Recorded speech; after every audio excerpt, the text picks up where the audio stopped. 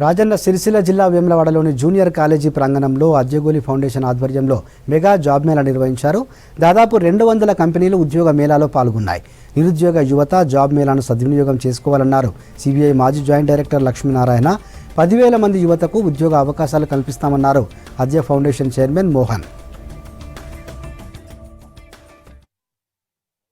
సమాజంలో చదువుకున్న వాళ్ళందరికీ కూడా గౌరవంగా వాళ్ళు బ్రతకాలి అన్న ఉద్దేశంతో మన రాజ్యాంగం కూడా మనకు ఆర్టికల్ 21 ద్వారా రైట్ టు లైఫ్ ఇస్తుంది. కానీ లివింగ్ విత్ డిగ్నిటీ అన్నది చాలా ఇంపార్టెంట్.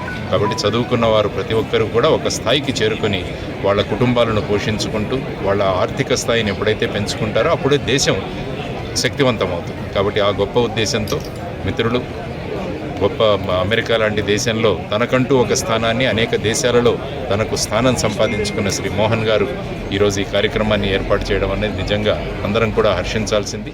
ఇక్కడ దాదాపుగా ఒక 200 కంపెనీలు మేము తీసుకొచ్చి అందులోపల ఐటీ, నాన్ ఐటీ మరియు ఫైనాన్స్ అన్ని కంపెనీస్ని కూడా మేము ఇక్కడికి తేవడం జరిగింది. అందులో చాలామంది యువకులు కలిసి వాళ్ళకున్నట్టు నైపుణ్యాన్ని బయటికి తీసుకొని వారు జాబ్ ఆఫర్ పొందడం జరిగింది.